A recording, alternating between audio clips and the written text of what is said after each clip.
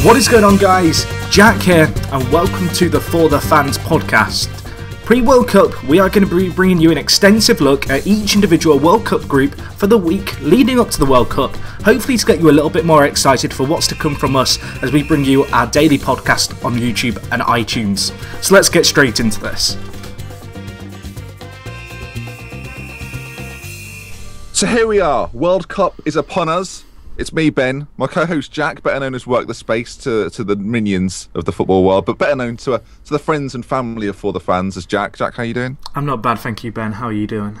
I'm doing fantastic. We'll look ahead at Group A, shall we? Here we are, Brazil, Croatia, Mexico, Cameroon. I'm excited. I'm excited. The host nation. Yeah, so...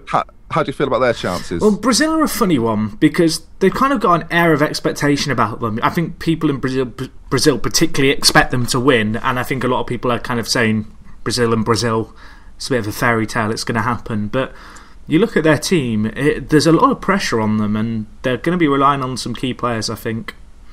Yeah, Neymar's definitely the pin-up. In the past, they've had Rivaldo, Ronaldo, Carlos, Ronaldinho. And now it seems like, although there's plenty of big-name players in that team, the only real star of this Brazil team is the man Neymar, who had a brilliant Confederations Cup last time out, as you might recall. They had like the pre-tournament last year, which Brazil won. Obviously, as you say, Brazilian public, a lot of pressure. Spain have been the big dogs of international football for the past 6 or 7 years now. So is it time for Brazil to take back their crown? That's the question. Well, Brazil are a funny one because you look at their team, and as you mentioned, Neymar's the real star, but then they have got a pretty decent cast to continue the kind of Hollywood theme. You know, they've got Oscar and Willian, who have had really good seasons at Chelsea. You've got players like Ramirez and obviously David Luiz, again, really good at Chelsea. Then you've got players like Thiago Silva, Dante, Dani Alves, players who, you know, of the ones who attended the last World Cup, they played well, but Brazil didn't really shine as much as I think a lot of people maybe expected them to. Yeah, I think with Brazil, they've got a very good, and this is a weird way of putting it, they've got a very good FIFA team. Do you know what I mean by that? I know. On paper, they look fantastic. Alves, Silva, Luiz, Marcelo, the back four. Then you've got a strong core. Paulinho, who will play for Brazil, I've no doubt about it. Fernandinho, as you say, Oscar, Willian, Hulk, Neymar, they're set up to be a real force. But as you say, we're not sure if they can do it against the top teams. Like, they had a good Confederations Cup, but it's not the World Cup. There's not the pressure of being in your home nation. And I'm sure the Brazilians will thrive on it. We look at the rest of their group. I guess we'll look at Croatia, who arguably are the second best team in this group. But as we've discussed off air, that we think that the other three teams are quite similar match. There's not a real standout poor team. Neither is there a team that you'll think they'll definitely go through it. So it's a tough one to call. But Croatia, thoughts? Croatia, you look at their team, they've got some really good players, but they've also got some players who have been there and done it before. You know, players like Mandzukic, Olic, you know, players who are very experienced, particularly in the final third. You look at their team, you know, they're going with Mandzukic, Jelovic, Olic and Eduardo. You know, they're four, really experienced players at kind of high-level European football, and then as you kind of go back through their team, there's slowly less and less experience. Obviously they have got Lovren and Cerna at the back, but I don't know, I look at their team, and as you mentioned, it's a good team, and obviously Modric and Rakitic in the midfield are going to be really key for them.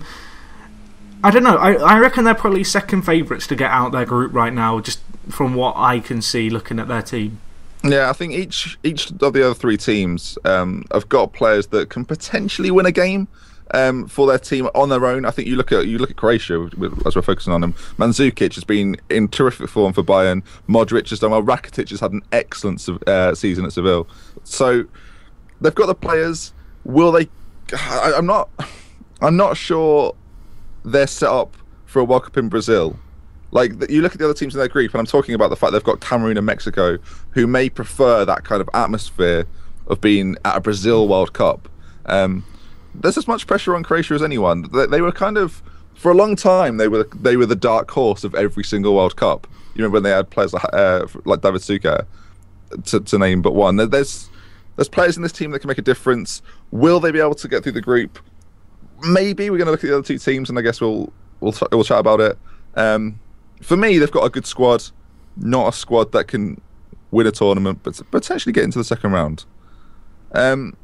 Have you any more to say on Croatia? Or do you wanna... No. I mean, Croatia are an interesting one. I think it's going to be a case of see how they play the first few games, and that could really pave the way for their tournament. Just depending on how the first 2 games go, and obviously there could be a lot riding on the third game in this group because of how evenly matched they are. And then moving on to a team who I guess have had the most comfortable of qualifying campaigns, Mexico. I think they won 2 of 10 games in the qualifying stages. Obviously, North America has like 4 stages to the actual kind of qualification, which involves a lot of the teams in the Caribbean. But Mexico themselves, they won 2 out of 10 games, drew a fair few, and then they had to go through the kind of playoff system of the World Cup to actually make it, I guess, into Group A as we find them now. Yeah, they funnily enough, last year's World Cup, obviously it's under 23s, but they actually beat Brazil in the final of the Olympics. Not last year, sorry, 2012. And you can see a lot of those players now. There's a lot of 25, 24-year-olds, 23-year-olds in the current Mexico side, especially in attacking areas. You look at players like Dos Santos. You've got Javi Hernandez, who's getting on a little bit, 26, but still considered quite a young player, kind of fresh to the scene, especially a World Cup. I can't remember him making much impact at the last World Cup. I'm pretty sure Mexico were there. But they've got a lot of... I think, like Croatia, they're a little underrated. I think they've got players that... We keep talking about it, but they're very well matched. These other 3 teams in the group with Brazil are very well matched. As you say, poor qualifying campaign. Whether that form will continue, obviously they didn't make it to the World Cup, they won the playoff, but I don't know, I think they're another side that could potentially hurt. They look to me like a counter-attacking side. I don't know about you. They seem to have got a lot of pace in wide areas. They're a very physical team, Mexico, traditionally quite a physical team. Quite a lot of players playing in Mexico, which is surprising for a world stage. We'll come on to that in later groups, but quite a lot of Mexicans. I was going to say, you look at their team, they've got quite a lot of Mexicans, obviously. I was going to say, they have players like Dos Santos, as you mentioned, they have that real strength out wide, but one player who I think is going to be really key for them is actually Miguel Angel Ponce. He's not played that much for them yet, but he is a really good midfielder. He played really well this domestic season in Mexico, and he's a real rock of his club, Toluca's midfield. And I think it's going to be interesting to see how that translates and if he's given a chance in the first team. Because you look at their team, really, and in the midfield areas, they have not got many caps. There is not that much experience in their midfield. You look at their midfield, the oldest player is 26. And the most caps is... Aquino with 21, and he plays obviously at Villarreal. So it's kind of going to be interesting to see, is that going to be their weakness? They've got a little bit more experience further up the field. I mean, Hernandez, as we've already talked about, has 60 caps, age 26, and Dos Santos again. I'm not sure about that midfield. They could lose some battles, particularly against Croatia, who the midfielders they've got, because I think Rakitic and Modric are kind of their 2 main players, really. I mean, Croatia, they're not a 2-man team, but I think that could be a battle that Croatia can win, particularly against a team like Mexico. Yeah, when you look at, we're talking about inexperience in the midfield, they've got plenty of experience in the back line. 3 of their defenders combined have over 300 caps.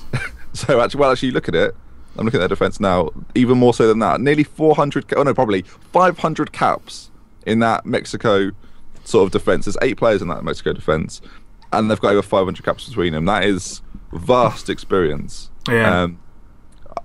Hopefully, I want to see Mexico have a good tournament. You know, I think they're quite a fun side. They've got a lot of flair up top, as we've talked about. I want them to do well. I don't know what it is about it. I quite like Mexico. I'll tell you what it is, Jack. When I was I went to the Olympics, you see, semi-final. They're playing against Japan. I was sat with the Mexican fans. They were doing waves. They were doing... I was well into it.